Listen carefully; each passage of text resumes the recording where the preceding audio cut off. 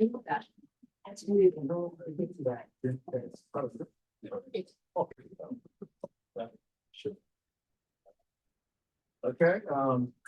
everyone, okay, real quick, I got to call to order, still making, or, we just have one person and each of the members. The one person of the household is regulating the people. I know that. We should answer.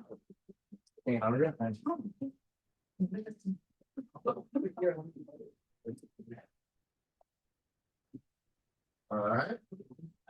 We have four. So, okay, real quick, everyone get up and look at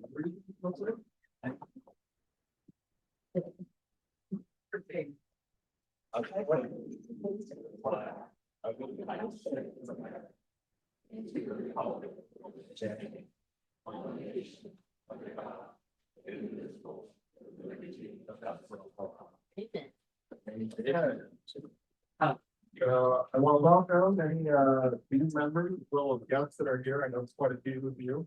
All can say for the scholarship. So thank you for coming tonight.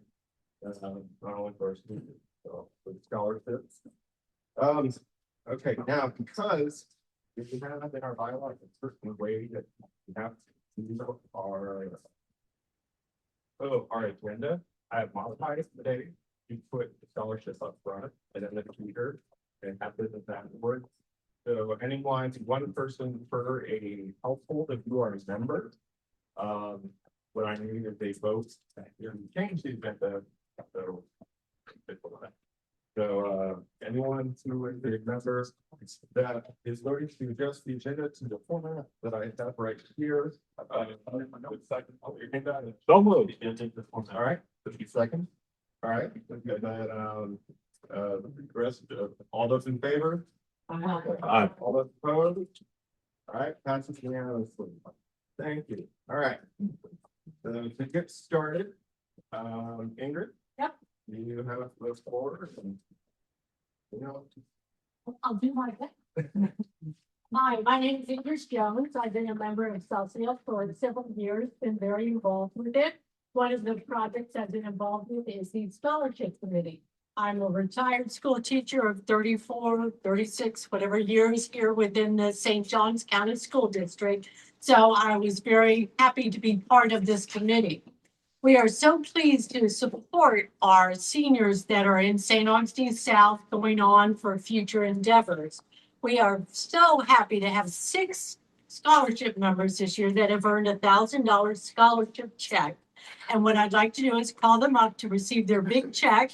Once everybody has come up, I'd like you to come with me to the back to get a real quick photo op. So I'll be able to send it into the Observer with our article that you guys approved. I'm going to start, and I hope I'm saying this right. Zavan Citron is attending I'm sorry, I haven't been out of order. I should probably look at my checks first. Sorry, Zavan, give me a second here. I'm going by my article and not by there we go. And he will be attending Newcastle of Florida and Sarasota with a major in physical therapy, correct?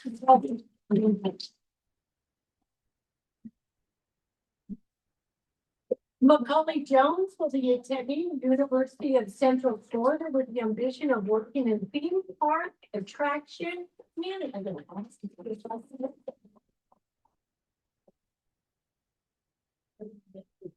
Gabriel Erdl, am I saying that right? Will be attending Embry-Riddle Aeronautical University.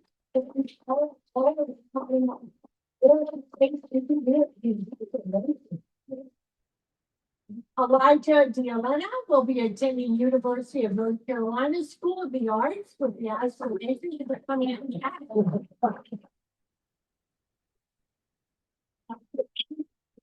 There we go. I'll get the photo off back there, but you gotta show off for everybody. All right, Maxwell Newman will be attending Stetson University with aspirations of military service and owning a business. Sarah Palmer will be attending the University of Central Florida. He's pursuing a degree in speech and language pathology.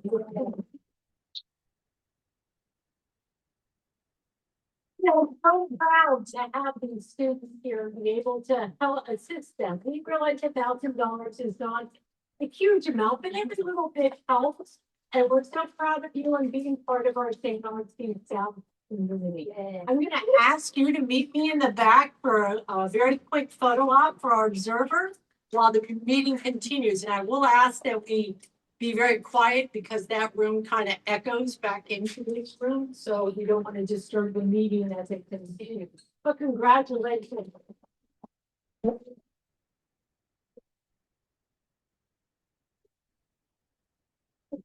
Thanks here also. In the past, we've actually had to sort of recruit people to try and get the scholarship. So it's wonderful that we have 60 here. Please burn me in the back.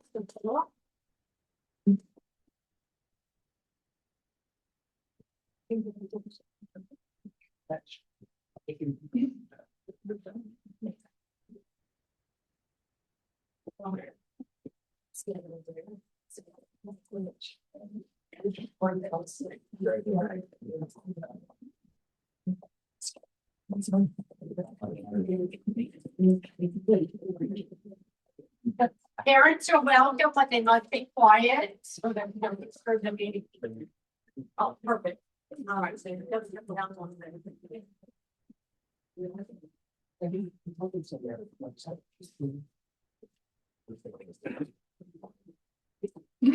Wait, then for that. So we, all right, real quick, I want to introduce the getting the parents to it. Cannot think enough about her. She has written a multitude of very well. All right. And Captain, you have signed the that's how we know each other. On there. Everybody, I'm scrolling. Get routing down. You know, also, what's the person before that I know that that's the game of here.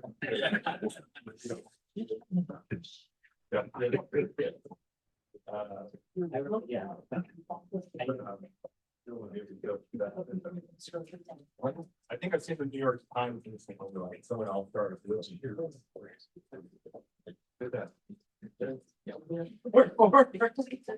Yeah, so and then she's here today and speak about her particularly book, The Valley of Forgetting. Where you believe was there in so and back and forth Columbia and the United States. Most of these numbers haven't changed. But there, I think it's regional success.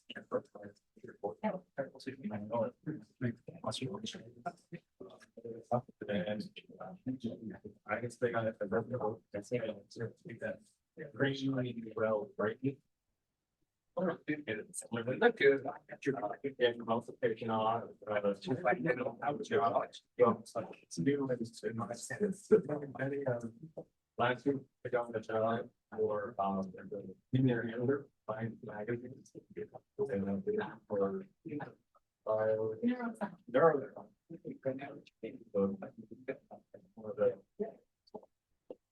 it's very, very impressive resume. Get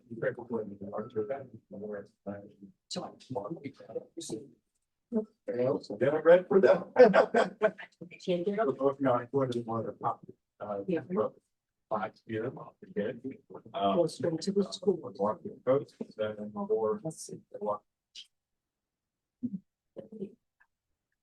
So it's not that many paper.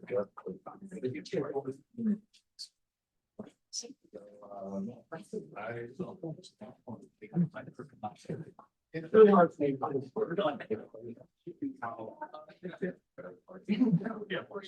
It's really difficult for me to work out how I would like to cover the word.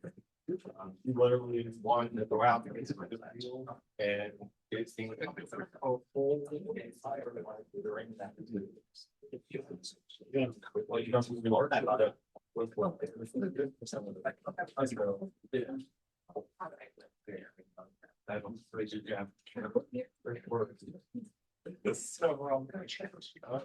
anything else that,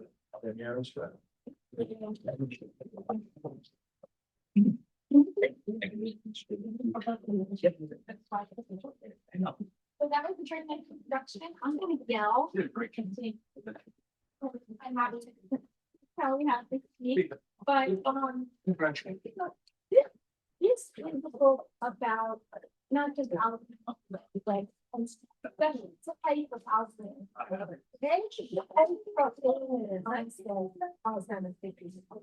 So I think most people are familiar with Alzheimer's, know someone with Alzheimer's or has family which is Alzheimer's. It's something that is typically associated with age and aging. But a lot of what's been learned scientifically about Alzheimer's actually has come historically from this tiny minority of people, the only 1% of all cases, who get it at, anywhere between 35 and 60 years old. So that's what I'm going to represent is my experience as a science reporter, spending years in the largest family where we have their Alzheimer's disease. Just to give you a little bit of background on me, I am I've been a science and medical reporter for 25 years. I started out at the Beach on the Beach News Journal here, and my husband there. So we've been in and out of this area for a really long time. I was an environmental reporter in Florida. Later on, I got into medical reporting, and I started living in other places in the world, and I was always able to do it because it was something online. So right now, I am covering Alzheimer's, Parkinson's disease, all neurodegenerative diseases, brain diseases, for Science magazine. So that's been really eye-opening, but also it's put me kind of on top of what's going on in Alzheimer's research. And so if anybody has, I'd like to reserve some time because activists, because if anybody has any questions about what's going on, what the new drugs mean, what works, what doesn't work, I'd be happy to answer that because I'm a bit in the thick of it right now. So this story started when I was living in Ormond Beach. My involvement with this project started, here. I was watching TV. I was watching 60 Minutes back in 2016, and there was this really nice segment about a humongous family in Colombia. And they told me the Alzheimer's laboratory because they got super ultra early onset Alzheimer's. The thing about this family is that there are small families all over the world with genetic mutations that cause early onset Alzheimer's. This family also has one such mutation. The difference was there are 6,000 members like this family. At most, the other families, I think the second largest is in Italy with 200 members. So what that really means is that scientifically you can get results out of a population of 6,000, which you can't out of a population of 200. So scientists have long been very, very interested in this family and what they can learn. And actually, a lot of the findings that are so important to Alzheimer's research actually gave way to the drugs that we now have come from these families who've been studied since the 1980s. Now, that's just another scene. I don't know, it doesn't really matter, but that's just like Leslie Stahl hanging out actually really close to where I live in Colombia. This was you can't hear the words. On this trip to the Colombian countryside, we ran smash into a medical detective store that may end up affecting someone and love. After years of research on deep population patients, a multi-million-dollar NIH-backed study has begun. to see if the dreaded Alzheimer's disease may be preventable. If it makes a difference for them, I think there's a reasonable chance it could make a difference for all the rest of the people who get Alzheimer's disease. Right, so that piqued my interest, needless to say, that not only did with a giant family in Medellin, Colombia, which is a place I actually knew and was familiar with, and I lived there briefly. But the NIH, the National Institute of Health, which sponsors a lot of Alzheimer's research globally, was putting tens of millions of dollars into a study in this population to see if you have a genetic mutation that guarantees that you will develop Alzheimer's, can you stop it with a drug? And if you can stop it with a drug, can you use that same drug in older people who are likely to get Alzheimer's and also avoid that whole process? So that was the question at the heart of this trial. And clinical trials in Alzheimer's disease are really long. They go on forever because it takes a really long time to see an effect. And so I had to commit to several years in Colombia to sort of follow this all through. And there was another thing that really struck me as curious with, the whole 60 Minutes piece is actually very interesting. But what struck me as curious about this population is most people who are at risk for this type of disease, whether it's early onset Alzheimer's, Parkinson's, whatever, they are able to get tested and find out about it. This population was not permitted to learn the results of their genetic tests. So these folks were going into this trial completely blind as to whether they even needed or could benefit from one of these drugs. And I thought that was very strange and curious. So my curiosity was, what is it like to be in these families? What is it like to grow up in these families? What is it like to be in this type of clinical trial for this many years? So those were sort of the questions that I had when I landed in Medellin, Colombia. The other thing I wanted to do, if you could go to the next slide. The other thing that, it's a little error, there we go.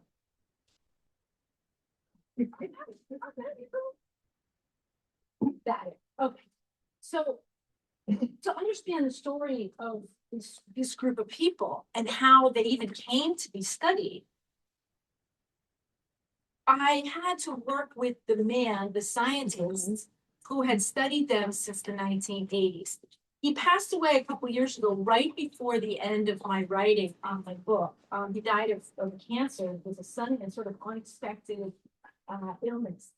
But to tell the story of how this cohort of people got together, I had to tell his story. So the first third of the book gets into how he discovered this family living in the hills of Colombia. This is Dr. Lopera. Not long after I met him, this was him at 88. Very happy, handsome, interesting, kind of classy man who lived to garden and visit birds. So I spent a lot of time with him as well as his family. So this here is a hospital. It's an old hospital complex in the center of Medellin, Colombia. This building back here is now, actually it's now a laundry. But in 1984, this was the neurology department of the San Vicente Hospital Complex in Medellin. And Dr. Lopera, whose slide we just saw, was a young neurologist just doing his residency there. In 1984, a farmer came in to the neurology department, 40-some years old, but with really, really advanced dementia. So Lopera didn't quite know what to make of him. They gave him all kinds of tests. At that time, in 1984, the real causes of Alzheimer's were not very well known. And it was thought maybe he had a vitamin deficiency or he had some chemical exposure that was causing his dementia.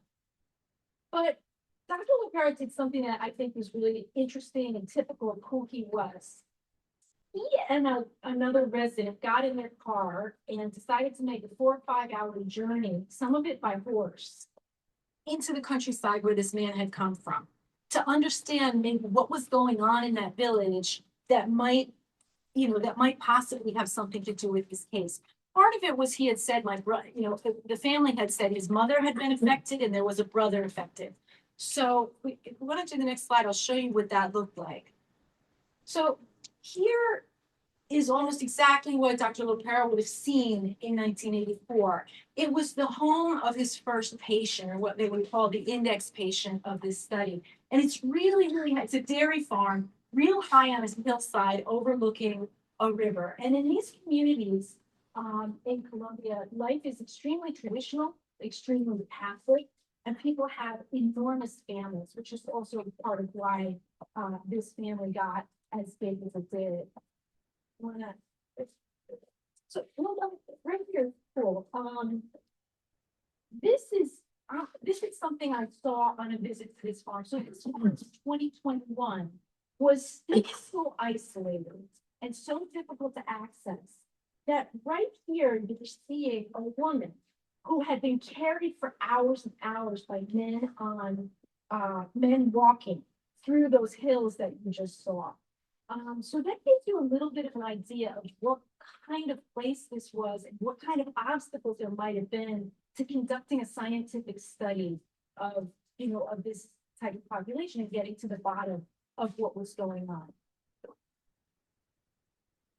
So I'll just show you here, this is the bedroom inside that farmhouse. And I always like this image because it kind of has like the typical look of how these traditional Catholic large Colombian families lived. There's sort of altars in many of the rooms.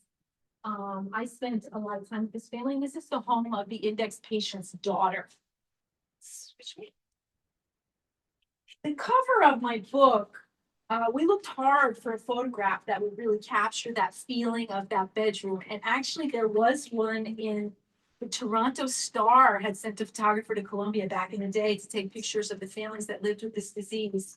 And this is, one of the pictures. It's really very typical of what life looks like in this part of the world. And as you can see here, there's a man with a young child, and he's got a gaze, right, that's not totally completely focused. This is a man at the very beginning stages of Alzheimer's disease, but this is not how we think of Alzheimer's disease. He has an 8 or 9 or 10-year-old child. And that's what these families are dealing with, generational hits of developing Alzheimer's disease while you still have a young family that you're raising. So that's part of what makes them really unique. Okay. So right here is the genealogical work that Dr. Lopera did when he first got to this family. He actually got it all wrong. In a genealogy, or medical genealogy, or family tree, females are supposed to be circles and males are supposed to be squares. He had it totally the opposite. But what you see here is a number of children, somebody who died in a mental hospital with Alzheimer's, and all these children who developed dementia. And this one here says sana, which means healthy. So he was starting to get the idea, after looking and creating more of these genealogies, that Black squares are people who died of the disease. He was starting to get the idea, looking at these genealogies, that this might not be an agricultural chemical, that this might not be some sort of other, lifestyle exposure or something that was making people sick, but rather a gene. And it was just sitting down with the family and just making these sketches that he started to get this idea. It sounds very simple, but these families have been living with this for hundreds of years before anyone figured this out. So that was, part of his talent. Yeah. Okay. One more. Okay. So back in 1987, they finally wrote the first scientific paper on this family. It was a really hard to write paper, and it was a really important paper because it kind of described everything that they knew to date about them and who they were. But unfortunately, Dr. Lopera had to leave the country for many years because, the next slide, I think we all may recognize this face. This is Pablo Escobar, who was a real presence in Medellin. His drug mafia basically took over this region of Colombia in the 1980s and 1990s. So what happened is, as that very countryside that I showed you became impossibly violent, and it was really, really difficult to do science in. Dr. Lopera fled the country. Many doctors fled the country. Doctors were among the people that the mafia targeted. for reasons that are too complicated to get into, but people were getting killed at the very hospital that I showed you in one of the first slides. Okay. So fast forward a couple of years, Dr. Lopera has to come back to Colombia because his visa ran out in Belgium, and he is joined by an American doctor to continue this investigation, trying to figure out what is going on with these families. What is their gene? What do they have? And what can we learn from that? You may ask yourself, what was an American doctor doing in Colombia at the time of Pablo Escobar? He was a very adventurous man who actually was going through a divorce at the time, and he just wanted to get out of Boston. So his landing in Colombia was really part of what made this study an international phenomenon. Dr. Prosick, he's still practicing, launched a huge movement, and they were able to identify the genes as the gene causing early Alzheimer's. Later on, all this entire area started popping up with new families. And so this was where he started to put together that this wasn't just his clan over in the hills here. They were all over the place. And it made Dr. Prosick and others think that they were a common ancestor. They had a common ancestor. These families that looked like different families maybe were one entire family with a common ancestor. And later they did that genetics and they traced that ancestry to Spain. So the idea probably is that somebody may have come from Spain in the conquest, during the Spanish conquest of the Americas with this gene, or this gene sort of appeared for the first time in a person at that time in Colombia. Having found the gene, this is where this gets into contemporary Alzheimer's science. Having found the gene in these people and identified it, they could then study their bodies and brains to understand how Alzheimer's developed. I don't know if any of you have heard of the amyloid hypothesis of Alzheimer's disease. The amyloid hypothesis of Alzheimer's disease is that there is a protein that starts to accumulate in the brain. It generates another protein called tau that starts to accumulate in the brain. Can you switch the slide for me? Yeah, so, and together, the tangles made of tau and the amyloid plaques made of amyloid beta sort of converge to create a chain of brain damage that's essentially sort of unstoppable. So that is the hypothesis, and that was the working hypothesis back since that time.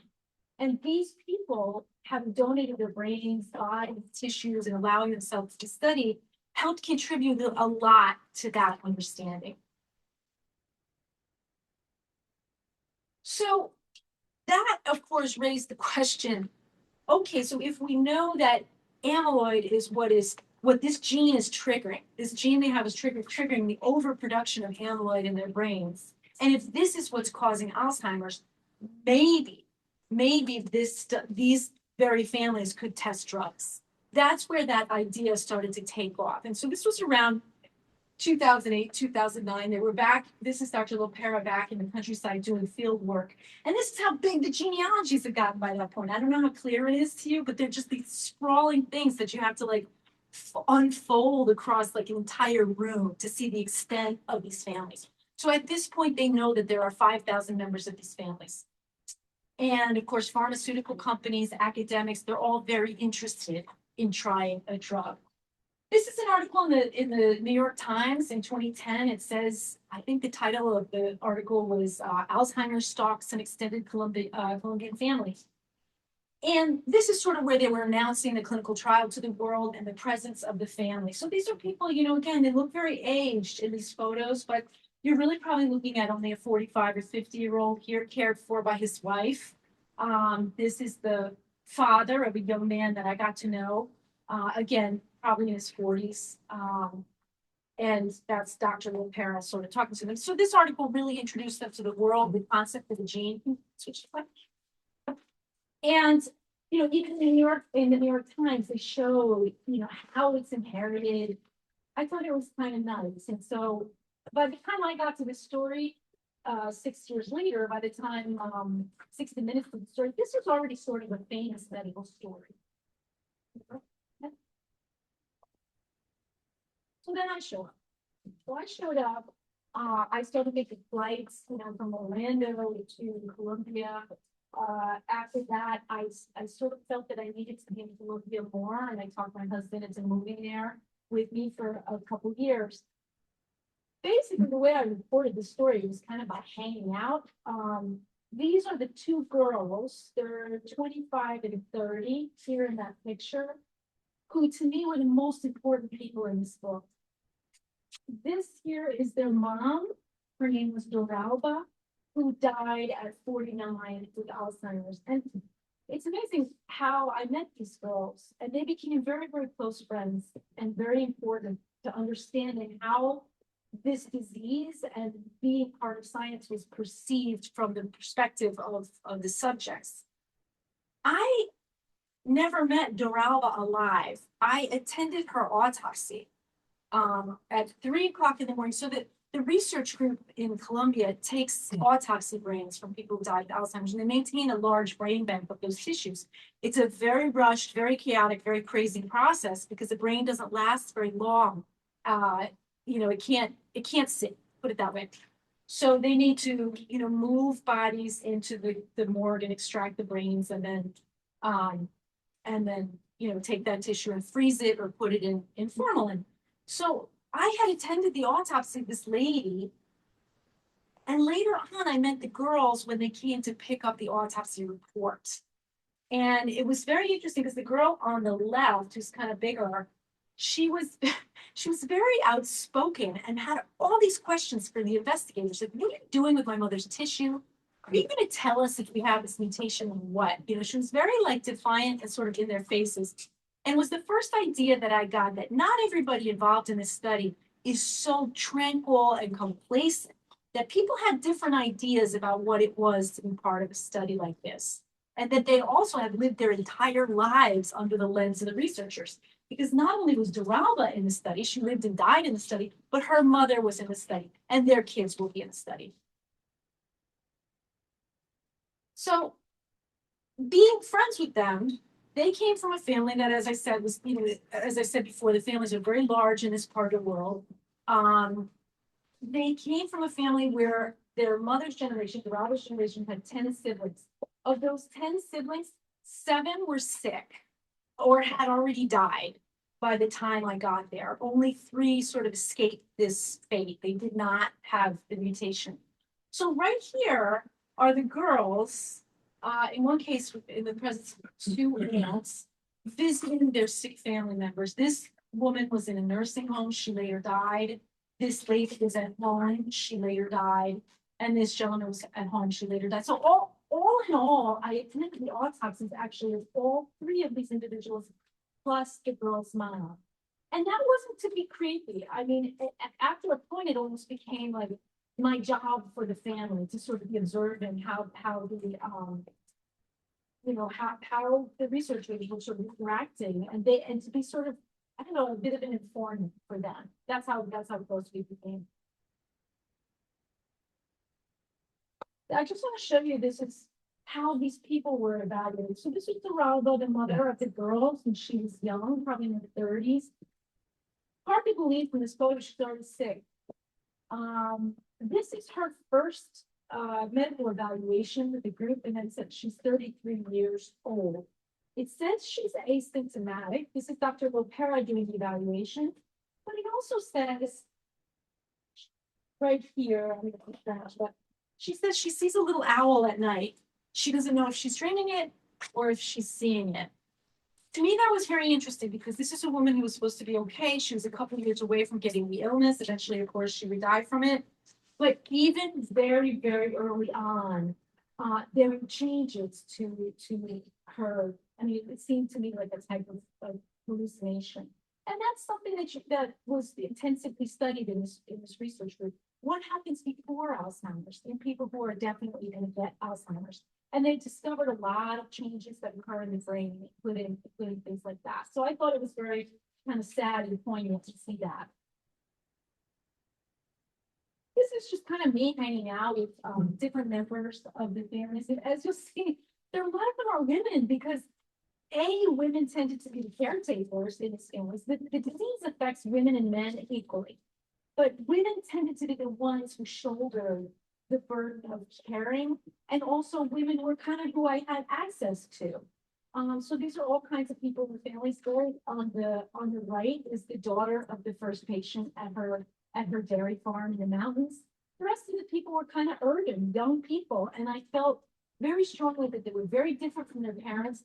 They were go-getters, they were better educated because Colombia is kind of, it's still a developing country, but people who are younger do better in terms of education. They tend to have more years on average. So one of the things that really surprised me about this whole experience is that I walked into this at age 44, which is about when people start to get sick in this group of people, this group of families.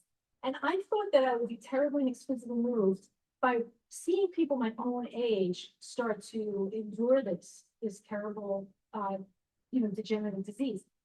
In the end, it's not that I wasn't, moved by seeing them become ill, but in the end, this book kind of became about their kids, about what their kids go through, about the life decisions they have to make as young people, about whether to have a family, about whether to continue studying. A lot of them get derailed from their studies or their jobs by taking care of a parent. So this book really eventually became a little bit more about them.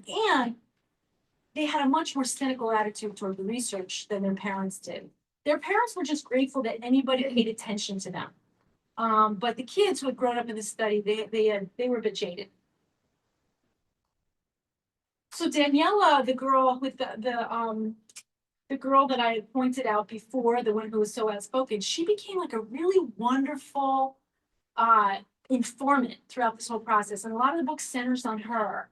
And this is actually the last line of the book, that love is not remembered, it is felt. And this was a notebook page that she had written to me after she'd actually emigrated to Spain by the end of this process. And she'd written to me a note remembering her mother in her last days, and how her mother had, even despite her severe and advanced disease, had sort of struggled to transmit something to her. And that was what she was transmitting.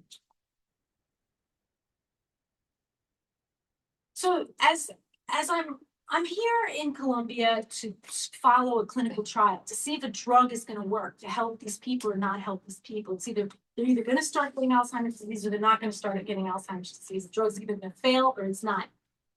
In the time that I was there, other drugs like it started failing in the United States and in Europe. So we were starting to have sort of a weird feeling about what was going to happen, and sort of an ominous feeling about what might happen. But then all of a sudden, out of nowhere, is this huge piece of news, again from Colombia, which is that this woman in the center photo, who lived in a really rough neighborhood that was actually named after Pablo Escobar and has a mural of Pablo Escobar in center. And this is this is actually her alley. Like, she lived really on the top of this alley. So like many people in this cohort, she's pretty poor. She is alive and well at 78 with the gene. She's supposed to have been dead 25 to 30 years before. And all of a sudden, here she is doing her own cooking and shopping. And she, and it's a bit of a medical mystery. So the researchers published, they published in, I think, it was in Nature Medicine, right? In 2019, that she may have had, or she did have, 2 copies of a very rare gene that appeared to protect her from the other gene. So all of this story is really about the genetics of Alzheimer's. Alzheimer's is affected by genetics, no matter what form it is. But the idea that there are genes out there that are so strongly protective that they can protect you against this serious type of disease was a real surprise. So this made the cover of the New York Times, and it's made international news immediately. So, Colombia had sort of brought the world this group of people who have been studied to learn a lot about early onset Alzheimer's progression, pathology of brains, genetics. And then all of a sudden, here's a surprise lesson that came out of the same group. So in 2022, we got the sad news that the trial failed.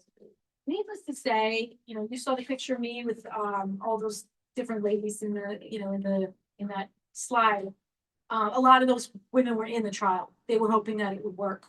And hoping that, they wouldn't get sick, but also that there would be a pharmaceutical product out there that might keep their kids from getting sick. So this was really a landmark clinical trial. And when it failed, it wasn't like any other clinical trial failing. This was a whole family that had been recruited together into this. They believed in what they were doing, and they understood on some level that the eyes of the world were on them. So to announce this bad news, Dr. Lopera convened them in an auditorium, many times the size of this, there were hundreds of them, and delivered the news, which was a very painful thing for him to have to do. But this next and last slide kind of shows you everything you know about him. That's Dr. Lopera in the middle. He just delivered all the news. They brought a band in. They had a big dinner or big lunch, and everyone stayed for hours. That's how close he was with the patients, and that's how devoted they were to the cause. But it also says a little bit, I think, about these people and how they are in the face of adversity, and how they handle things. And so, it wasn't like I've been a medical reporter for more than 20 years. This wasn't like anything I'd ever seen in my life. And really 2 years later, he had died and moved on to a new era. That's it. That was my obituary. I really Dr. Lopera. I had the privilege of doing that. And yeah, that's basically it. You have to talk about any aspect of Alzheimer's that we haven't. Yeah. Yes. Okay, you're going to tell me story about that Alzheimer's being related to the chronicle. Yeah. What happened with that? It sort of appeared Yeah. and then it was Very typical in Alzheimer's. So Alzheimer's is one of the rare branches of science, not like cancer. Cancer is really good, good advanced science. In other words, the people doing the science are outstanding. The science is incredibly productive. Every year there are really, really tangible advances for all different types of cancer and lots of drugs and drug combinations and algorithms that are studied. With Alzheimer's, there just isn't that much. So all the money that's going into it, it's been amazingly unproductive in terms of understanding how to stop it. And one of the other issues, one of the reasons that it's not well understood how to stop is that it's not well understood how it starts. The sense right now is that there are many ways to get to Alzheimer's dementia.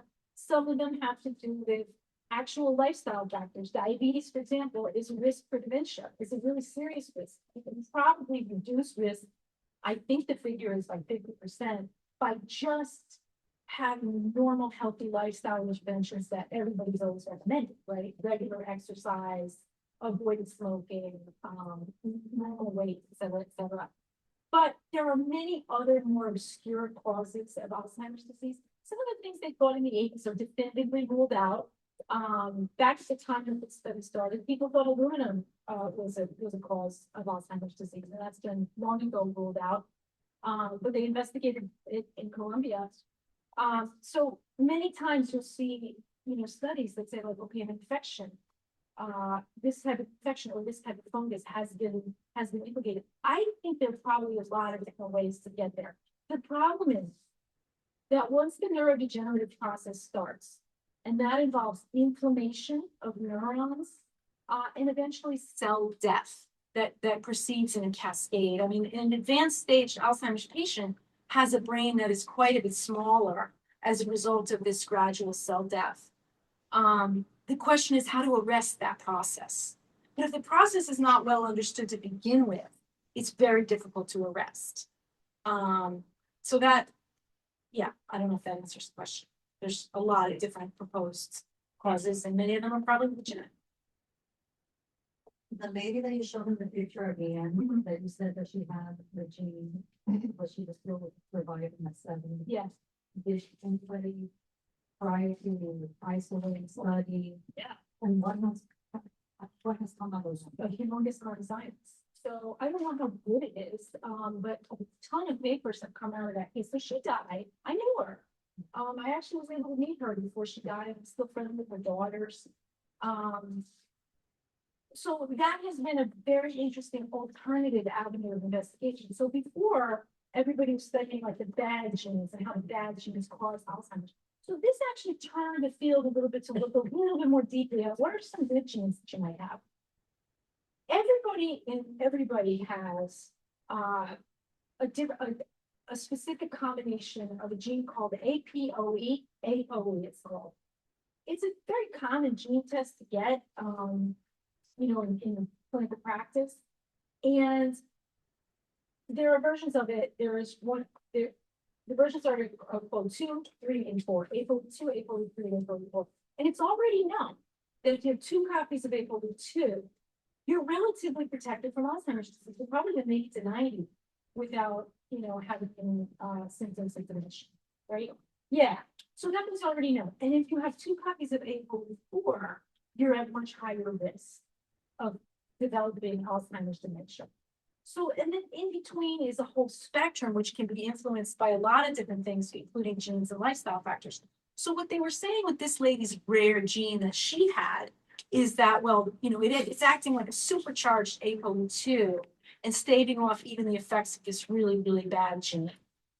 A ton of mouse models, cell lines, stem cells, all this stuff have been made with her tissues. I was there at that autopsy too. And I was there when they were taking out those tissues and saying, okay, well, this is for the cell line. I don't know if you've heard of a book called, what was it called? The Immortal Life of Henrietta Lacks. Okay, so yeah, I mean, that had to do with cell lines being taken from something and used perpetually. The cell lines of Illyria was her name, are probably being used, unless there's some accident, for the next century. Yeah. Yes, Are there other areas in the world similar to that? I know that was the largest. Yeah. But are you, finding other? yeah, there are. So there's a group of people out of St. Louis, Missouri, led by like a Cuban doctor, and they go all over Latin America, and they found big clusters of people, and not just with Alzheimer's, early onset Parkinson's, genetic forms of Parkinson's, Huntington's disease, which is kind of a terrible genetic neurodegenerative disease. So, and what are the clusters have in common? They tend to be in rural areas, because once you're in an urban environment, genes mix, right? If you're in a rural environment, they don't as much. So these pockets of these diseases are found. I suspect that there are probably pockets in Africa, they just haven't been well studied and documented. Colombia was a little bit of a special case because these families had a lot of babies, even into like the 1970s. So it was kind of like Ireland, but it lasted longer. So a person, now, let's say who's now 60 years old in Colombia, they have 10 brothers and sisters. Very common to hear that.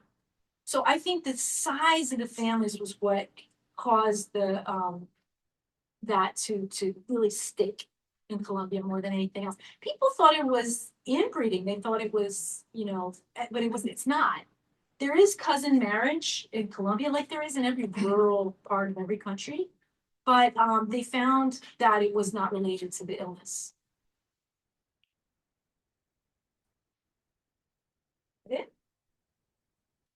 I think there's very promising, study going on here. So I don't think the anti-amyloid drugs are very good. I think that they're do something, they remove amyloid from the brain. That is what they designed to do. But I don't think they're doing they're very expensive. And I don't think they're doing that great job.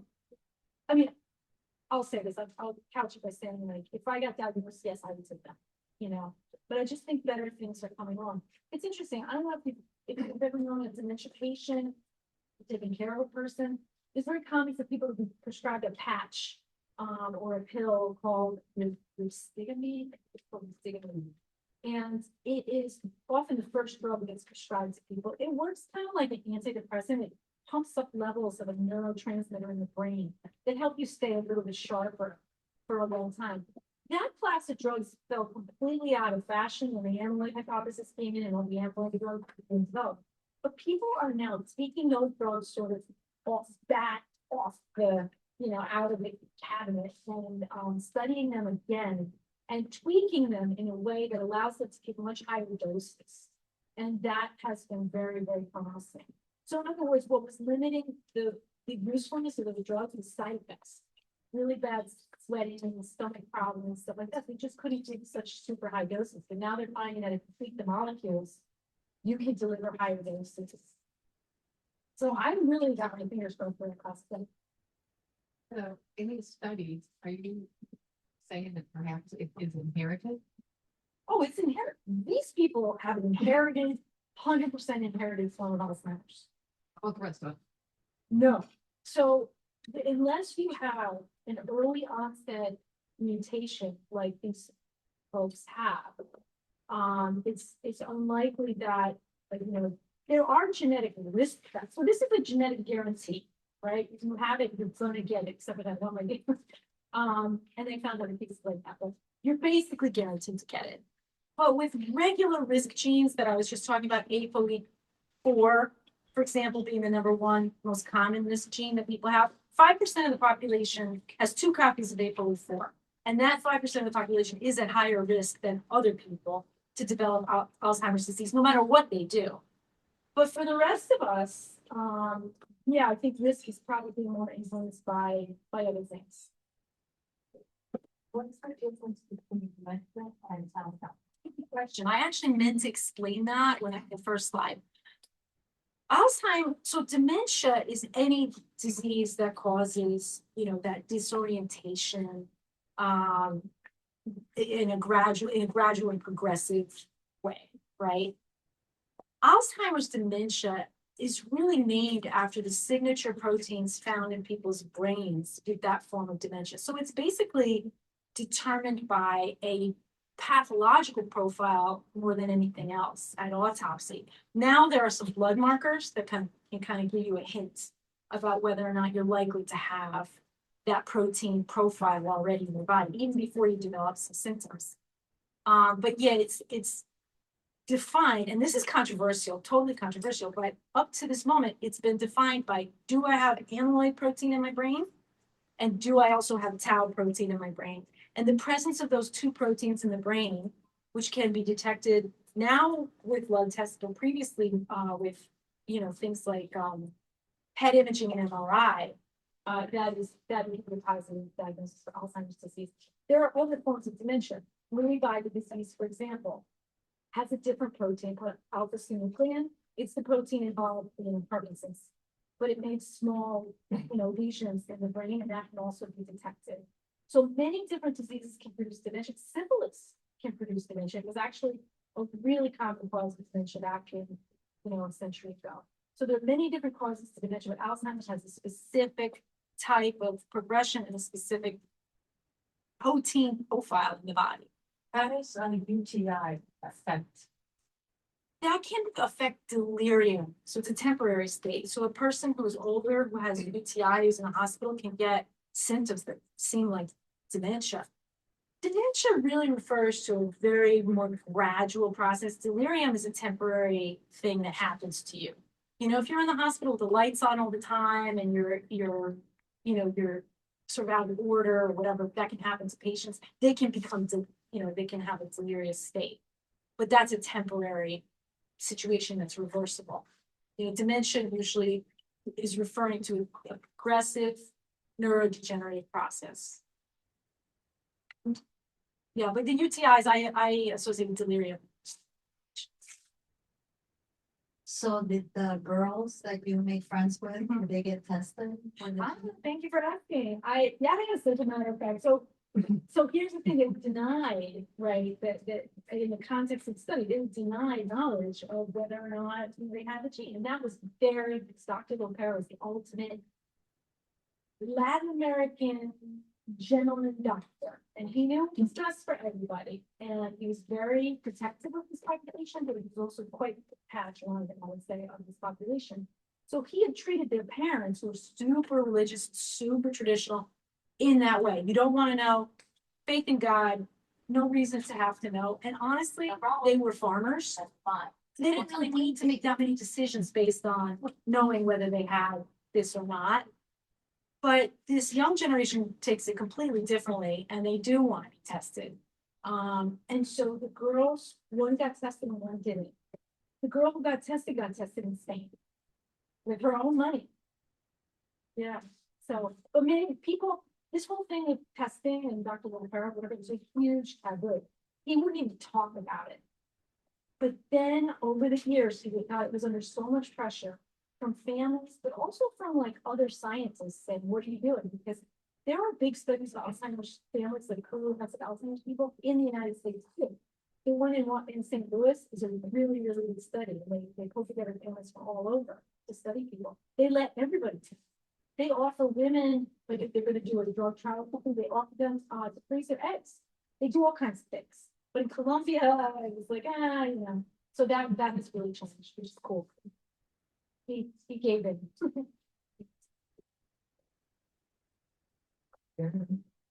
Thank you. Thank you.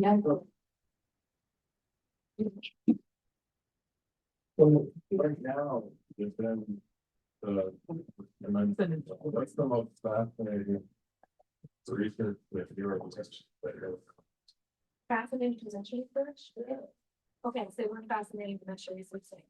There is a system that in the brain that was built or was only discovered 10 years ago. Nobody knew it existed. And it's called the lymphatic system. It sounds like lymphatic, right?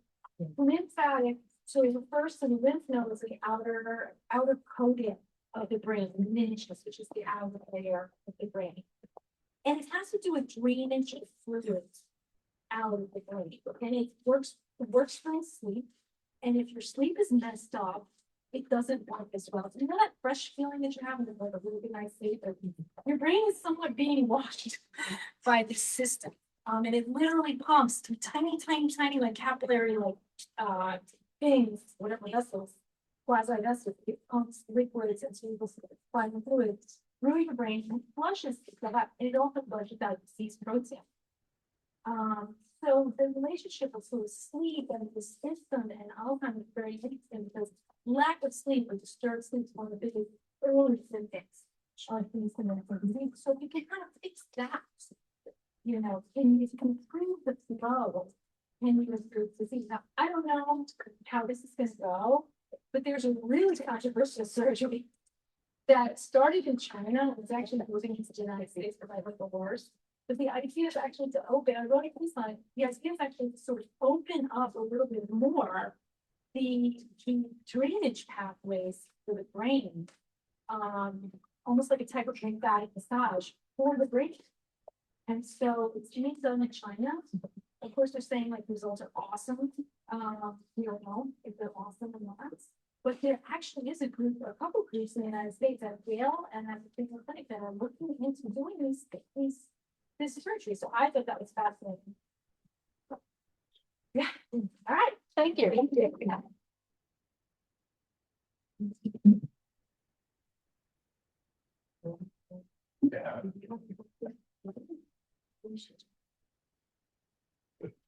Yes, so. I know you can, if you guys are interested, St. John's Public Library has copies, throughout. All their libraries, Amazon as well. It has a wonderful audio book. Oh, I feel audio is so nice. Yeah. So nice. It's very nice. It's one of the most beautiful stuff. I've done both. It's wonderful, you know, it's exceptionally well written and information. So, and that's not because I had, I mean, I.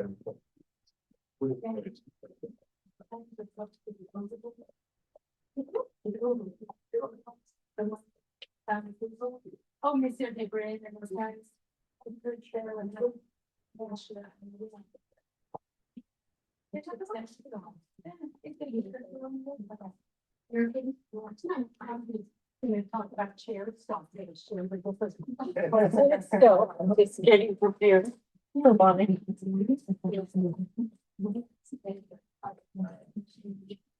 We could take 5. No, don't take time, let's just finish.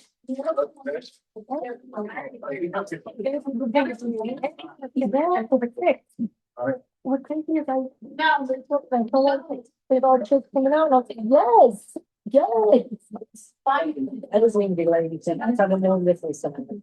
I'm not really. Stay and vote on my chair. Chair, stay and vote on my chair. Okay, let's stay and vote on your chairs. Which. You got it. I'm gonna vote for your chair. Stay and vote. Please, I want so far, I really want to. Please stay. I'm saying, my chair. I want to stay.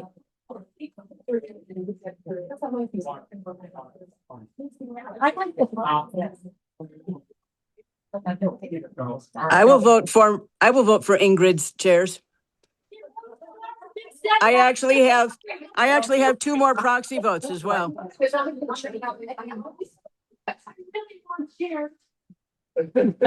Sorry to be spiteful. And we have to vote and get community approval. Yeah. I don't like the black people wanting, the pink one back up. Look at the. We'll get there. We'll get there. We're not going to the exact chair, but we can get the chair. All right, Be quiet and sit into the. And I never got, how come I never got an agenda? okay. You were on the agenda.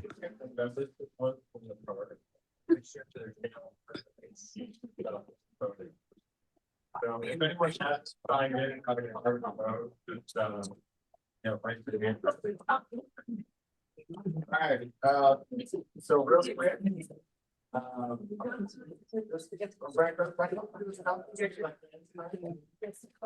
President support, Freddie Brown, we're not in the approach.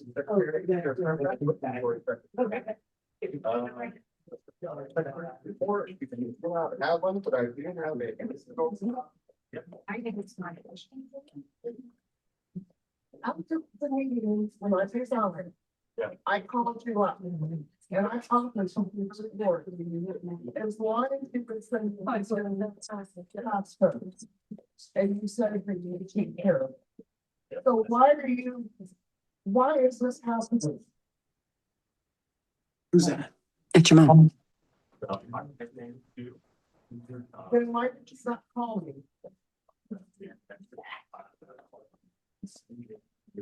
Your apology was not go very far. That's fine. I can only do so much. With the time that I have. And. Oh. A lot of moving parts. That was part of the reason that I walked out. That's fine. So. I'm sorry. That's what I. What question did she ask? Why does he stop answering the phone? Is he gonna shut this off?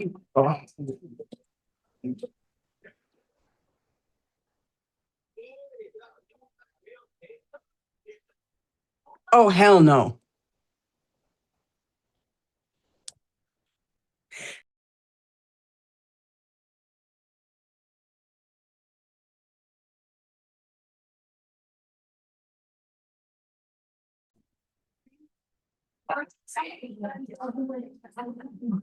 Okay. I am not sure how to do. That's fine. All right.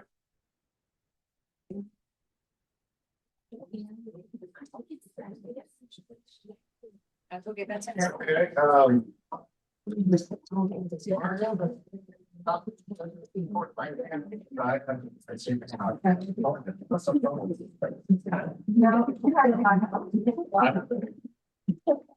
Okay. So, we do have the report from our treasurer. Which is, I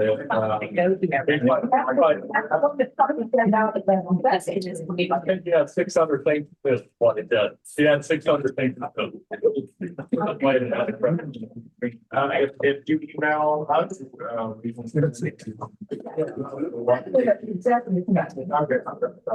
Then you just, you're ready to go, All right. right now? Everyone that like to print out the. Okay,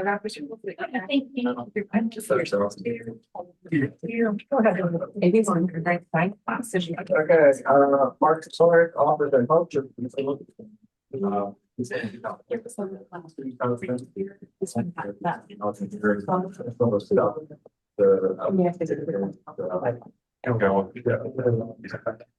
There's anyone else that would eventually like to tell me, then you might appreciate it. Certainly can use the help. Otherwise, there's Bart only able to do so much and not available. We still need a volunteer to help with membership coordination and social events as well. All right. Oh, so question. Yeah. How many committees do you have? How many committee chairmen do you have? Are there people or active people on these committees? Do you have anybody or just you?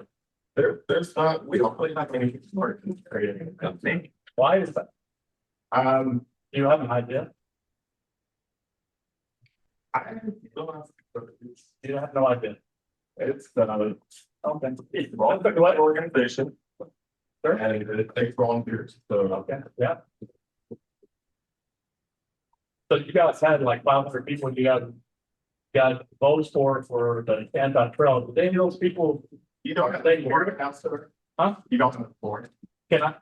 No. Okay. I'm up. I am been tonight. And good one, productive, and for us to get some votes done. Sure. And something. We got more questions on that. All right. So, real quick, do we have everyone that has a card? We have one card for a voting household. All right. The first thing we got to do is we all have cards. You can help you right there. Nobody has card. I got a question on that before we vote. That was question, right? Because no, let's bring it. We need to bring it, and then we can discuss it. I just have a question, Joe. Why you're waiting on people to get their card to have a question? I'm good with that. Okay. I think it's number 4. All right. So we made aware that we have not been filing our well, first county told us that we right now do not qualify for the tax exempt on this property. I think that we have to start paying taxes on this property because we are not a 501 previously and the mid 2000s we were a 501 before, and at some point that stop. And so real quick, if I could just have anyone on Zoom to put over. All right. Are you asking me to what? You're talking to me on Zoom? Anyone on Zoom, if you can just put mute at the moment.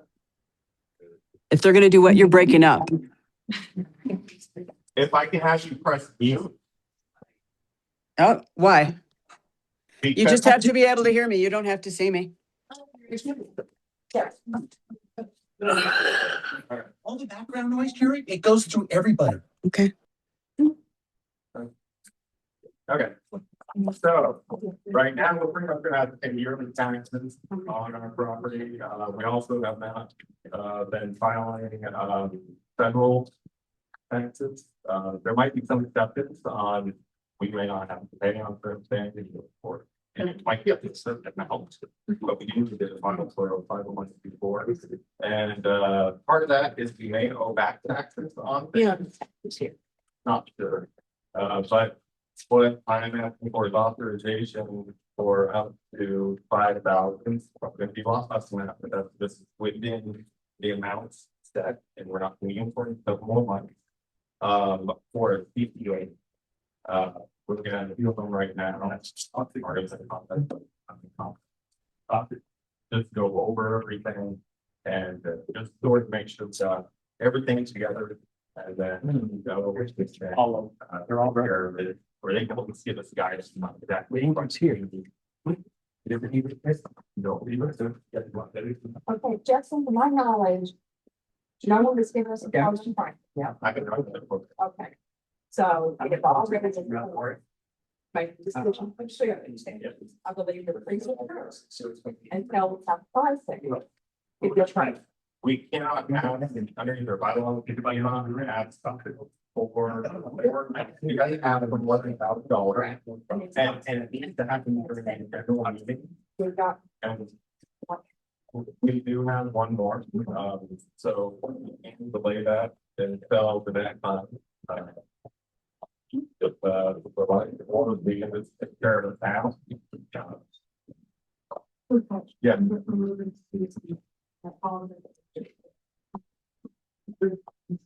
Are you saying that they don't let it count down or they have to pay? Well, for the association, are they not paying? We have to file. I am not a best. Then all that restrictions and on our rentals that are being rented to non-members. So. But this state for. But that, there's like a lot of acceptance for a lot of stuff. So the whole point here is to have a professional where that's what they can use to come in and actually say, if we need to be spending for how we need to file. Where is this done for? One more. Yeah. Was the paper for it somehow contacted them analysis about it? No, this, I've asked them if more information, they're not profit, they're not mentioning us. I just asked them what we need to be filing. Or when we do stuff like frankly. And then. Just because I was trying to find out, being educated guess on.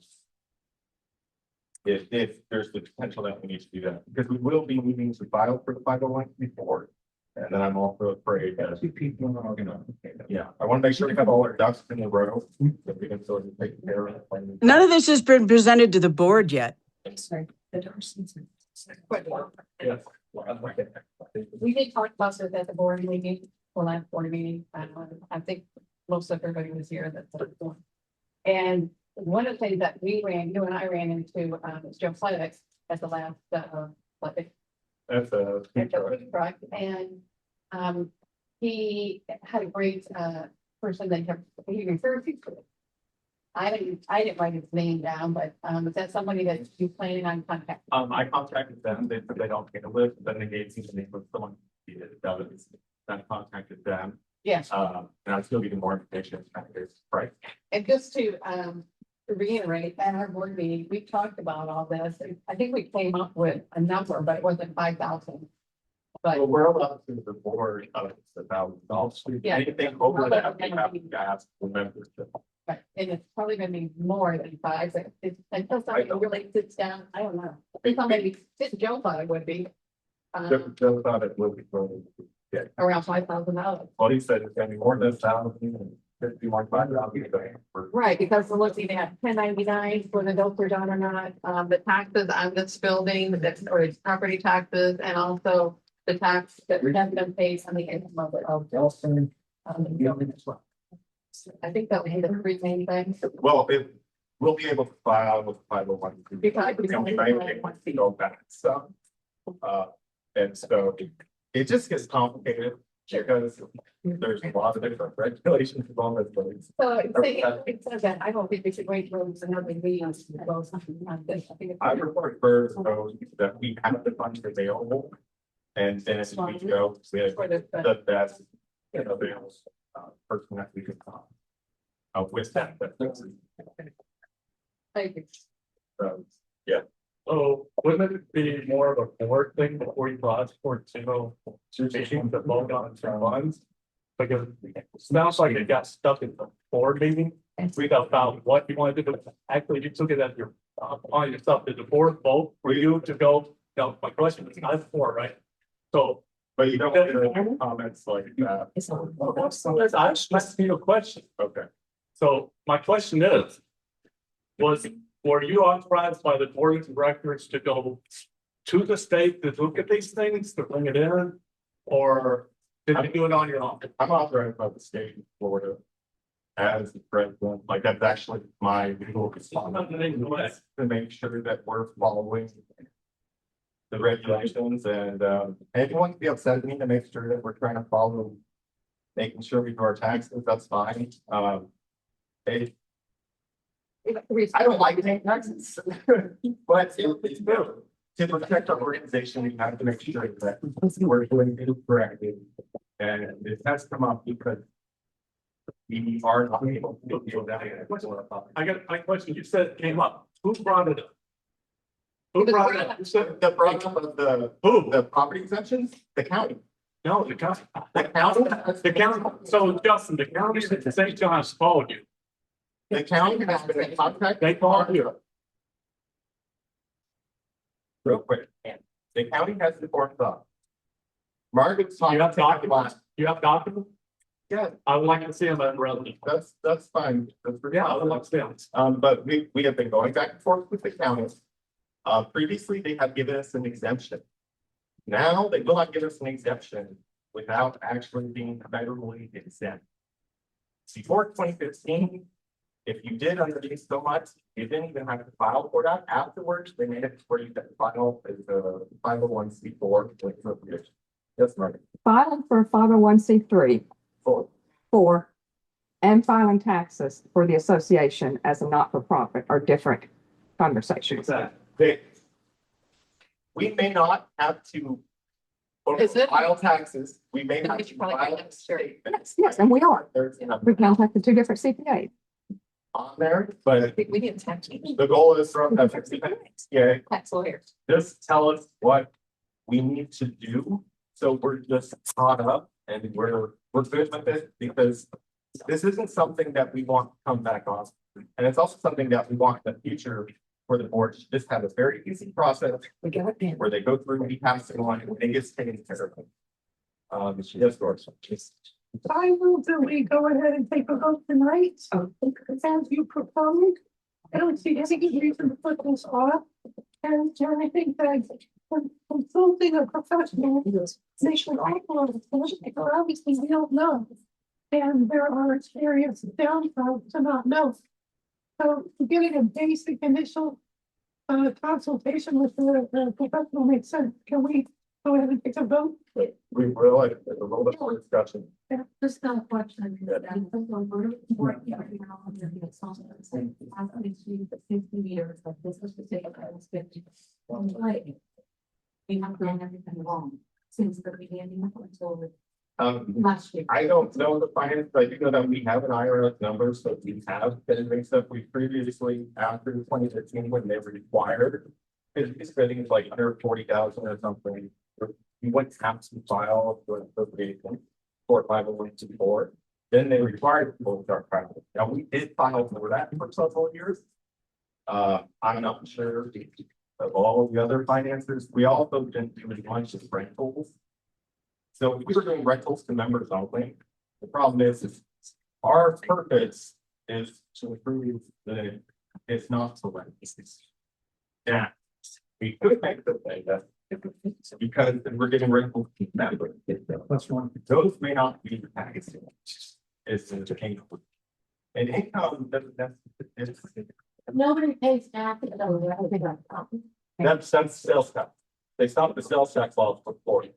But there's still the but there's a lot of other investments and associations that we may be exempt from those things, but we do have some children, how much money we're bringing in. And where it's coming from. Well, we're going to the function where something not being lost. It could be.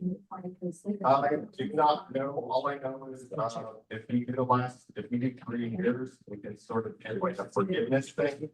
So we're making us get 3 years of taxes if we owe them. And I'd like to then- be recognized. Well, sure. Yes, Jason. Okay. I don't understand why, first and foremost, we don't do something called a review, which is closer to $1,500 and instead of dropping $5,000 or better, it could be up to $10,000 for a full audit. It is exceedingly expensive. And in case anybody hasn't gone and looked at any of this, we do pay property taxes every year. We pay taxes on the income that we get from rent. The only thing we don't pay income tax on is money that we get as donations and that we connect the money that we have. It's not income because we're not paying anybody. Okay, we're volunteers. The money that we have, we hold for the club, so the club can spend it on things the club needs to do. It is not an income, and so that is why we don't pay income tax. We pay tax on the rent that we get, and we pay tax on our properties. That has been done every single year.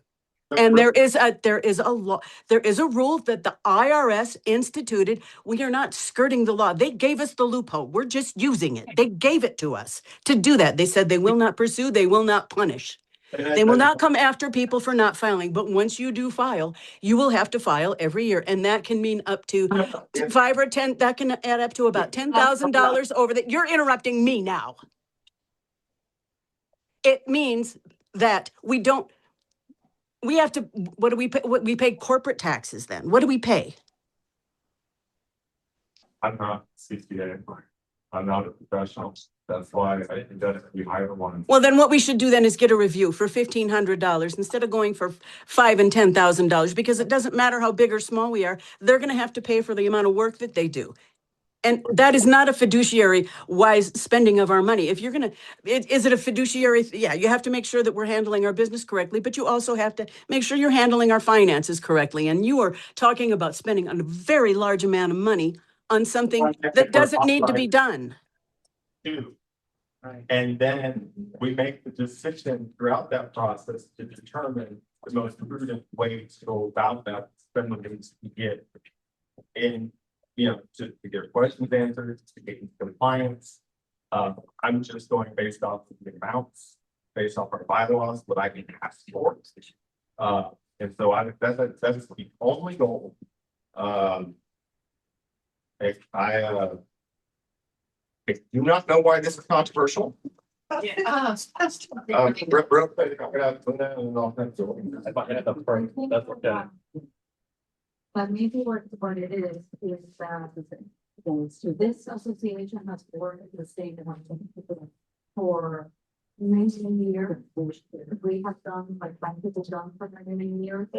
Basically, the document that has something about it.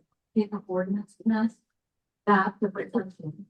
And so we are, talking about this person, $10,000, $5,000 for this, $10,000 for that. And it has been working and the Florida, the county of Florida, no entity has come and said, hey, you guys are under arrest. We're all volunteers. Nobody makes money in this. And the money is put back into the association. So I don't understand this. So how the profit works in business is we can spend funds throughout, but we are a corporation underneath the state authority. We are a non-for-profit, but we can still make a profit. And that depends on if we see it on $100,000 and if we spend 50, and then at the end of the year, the fiscal year, we have $50,000 sitting there. We have made $50,000 profit, unless we put it into some sort of mechanism that would remove it as a profit. Okay. So that is part of the issue. There's your perception because you said you're not a CPA or you're not this or not that. So it's basically like the same perspective. I'm saying that we hire a professional to beat through this because it is not to kick anyone down, there's no ego driven, No. there's nothing. It is to hire someone independent. I don't want us to spend money on stuff we don't need, but we clearly do not. There are some issues, and if we don't take care of the 501c4, which we will have to file to show how much we're bringing in with that. No, we don't have it done. They don't do that. Do you have any records? I think 2018 last record I was 501c4, but we have to file. I mean, the income tax records that are being paid, that they say they're paying every year. We have a question. Real She quick, goes to the floor. before I forget. Okay, so we will then kind of start paying. Excuse me, may I be recognized? Here Stu, I'm aware. I was just going to apologize because I misspoke. I said that we pay our property taxes. We don't. We pay our corporate license every year. Yeah. But it's still, the money that we hold is not income. It's not being paid to anybody. Because we're all volunteers. No. We're not making an income. The incorporation is making an income. Now, income does not mean a profit. But when you have money left over and it's not put into certain way expense and things, it is considered a profit to the law. And we still have to follow those things. And I'm trying to remove it from it being what Justin says and put it into someone who actually does this. And so then we just have guidance and we can get it done. And Potential solution. either way, I mean, if we don't get our 501c4, we're gonna have to pay at least like $2,300 a year for property taxes. Potential solution. I'm going to let the young lady here speak because she's been holding her hand up.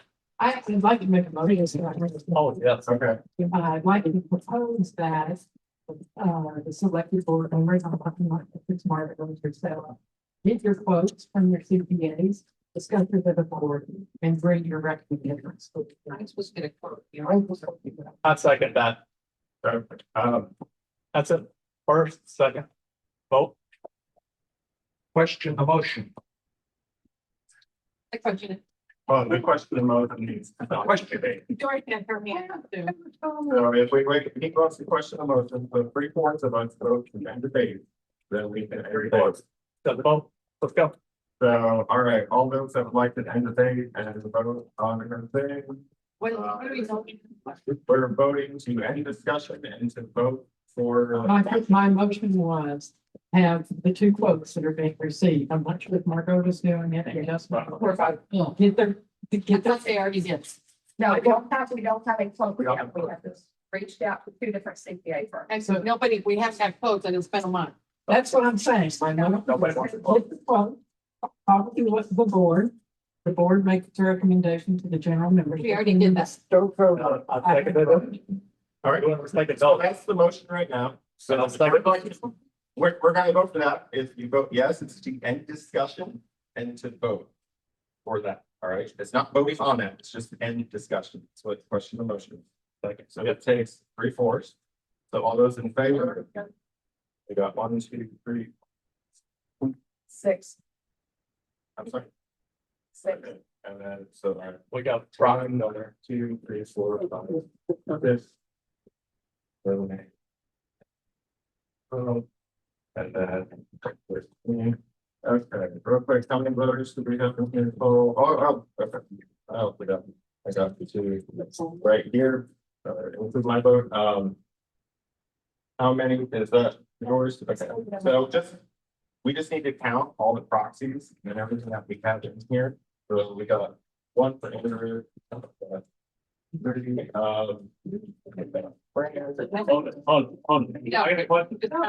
no, not right now. Justin, I have a question. You're asking for proxies. I already inquired about proxies. And your person that registered the people said the only proxies in the room are these proxies right here, right? The ones that were brought to me. Yeah, the only proxies were brought to him are over here. That sounds okay. So I'm just. Excuse me, No, you do not have. But he said that the only proxies in the room that I was aware of. that we should wear them. So you cannot proxy a vote without him knowing. That's not my job. Hey, You don't have the floor. You're incorrect from the proxy. I'm just trying to determine No. the amount of people we have, so I can. You can't have proxy vote without them signing it. If you no longer have. You talk about the state of Florida law? Can you please stop? No, If you cannot stop, then I ask you to leave. No, you can't. you can't. Other question is, did you advertise what meeting agenda you're gonna have tonight, what you're gonna vote on to the residents? You are an adult. I'm adult. I am asking you, you do not have the floor. We I do it this way, so I'm trying I got to questions. add up the amount. Let's do it your way. I will not call on you. I know I'm you won't. asking if you can just stop so we. I know you won't. If somebody else has the question that we asked somebody about what you're gonna vote for this week? Okay. Okay, we do that. We need 15 votes. Well, that, no. Just to end the discussion to vote on her. Yes. I would like to move on. You want to move on? Which I think is- Everybody Or the chair, you have to pay taxes. We pay sales tax on the books, that's nothing good. We pay sales tax on the books, that's not. Then the advertising is gonna, what the host are gonna. Gonna work for the. That should be. Okay, we don't have enough votes to have a discussion. We will need that. And it's go. Underneath. That. Because I got 3, we had a total of 20 people, I got 13 since that. Yeah, that's not. So. The property votes for over here, did they register you or? No. Dave was signing people in when I got here. Yeah. That's Dave. No, It's not my, no, you go talk to your friend Dave. no. No, I haven't filled. But over here, did they sign it? You know who they are? Man, We don't. I'm not talking to you. Votes on this I'm not item. talking to you. Justin has, Well, Justin would have one. he doesn't. I got. Well, nobody on this side of the room is anything. Well, that's what he said. Well, we know that, Yeah, but you're the person that wants to argue it. No, I asked him if there were any proxy votes over. He said no. No, that's true, there's not. So, He's got the proxy votes. You didn't ask him if he. okay, good for you. Well, I get Who do you have for proxy votes, John? Who are they? I recall my You got the wrong- proxy votes that you I got the collected wrong being proxy questioned. votes, Are we Justin. allowed to Who are see they? those proxy votes signed? Who are the proxy votes, John? They are for Carol Gandhi and Bruce. Okay. Who? Carol Gunn and 2. So you have 2. Bruce. And Bruce and Carol Gunn. Yeah. So you have 2. Yeah. Are they signed in back there? They signed in? Yeah. Are they signed in? But you're. That's not, I mean, I don't know. You can walk over there too. Are the copies signed? I would like to continue because I would like to. I would like to vote. I got one more question. No. No, I got one more question. It's actually only one person per question. One person per question? We, So did you put the agenda out for people to know in the community what you're gonna vote on every week, Justin? Do you put it out every week, Justin? Do you put it out what you're gonna vote on for fairness, or do you just include it with your friends over there? Do you only include it with your friends? So you Mine can. at 5:43 today. When you want to stack a meeting. No, no. I'm not. I got mine at 5:43 today. I've been on that side and you've been on this side. It's your turn. It's your turn. right now. So do you share before the meeting what you're gonna put on the agenda so you can get proxy vote? On the record, do you or not, do you not? Do you? It's going out there. I'm your friend. I would like to keep on structure. Is it very? No, it's not gonna die, it's learning. That's fine, but right now I'm not the time for out so that you can ask the delegate when we're not trying to go to the agenda and get it. But you should share the agenda. You shared the speaker during the early in the week, right? Put this agenda on the top of it, right?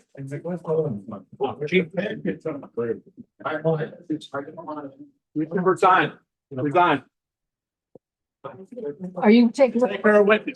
Are you taking? No. Yeah. Oh, I understand. Okay. I don't know if you're- I make a motion to lay the proposition on the table.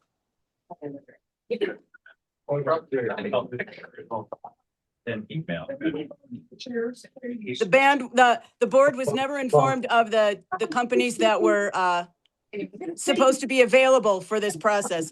All of this was done by a committee that we didn't know who was on it, and we had no idea what their findings were prior to this meeting. It is inappropriate to make a decision without information. All right. So do I have a second for that? I'd like to move it there. I'm sorry, I missed. I guess I'll put just stop discussion on this and move it to the end of the meeting right now. So we can vote on it. Yeah. All those in favor? Aye. Aye, all those opposed?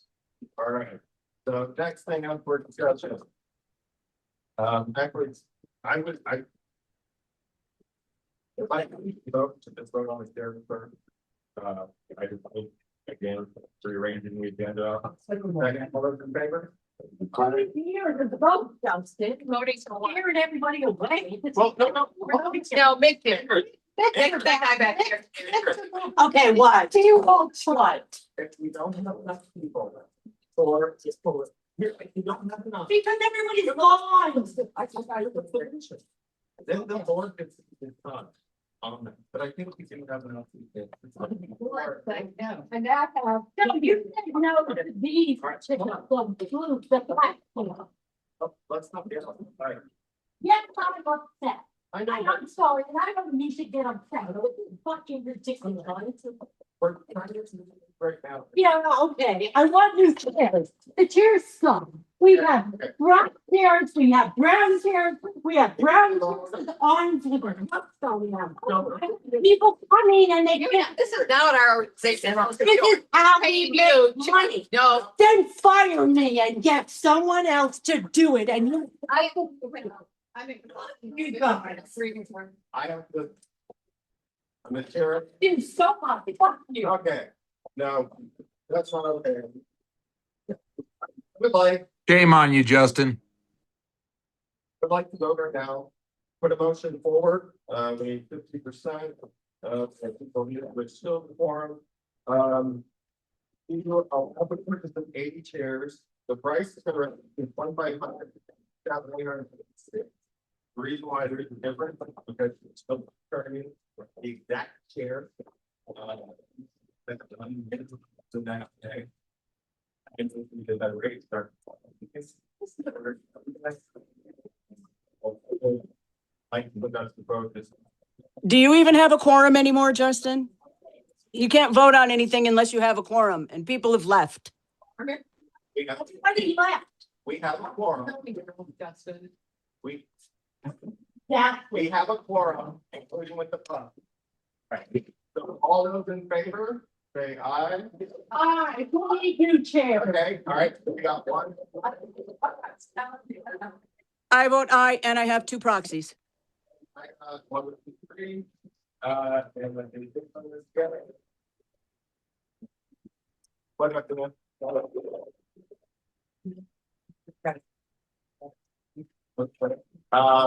Rick, Ingrid, I'm assuming, yes. No, I think it's terrible. So then we have.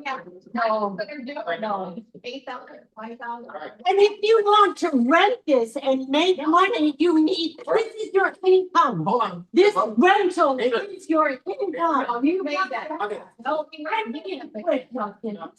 I gotta say, I find it rich you won't spend the money on the chairs, but you'll spend it on the accountant. I don't know this place. The motion. You're just a bitch. Okay, if you don't. No, I'm gonna bid. Oh, that's you now. You're a bitch. I don't know what you're running. Look, I'm running this. Yeah.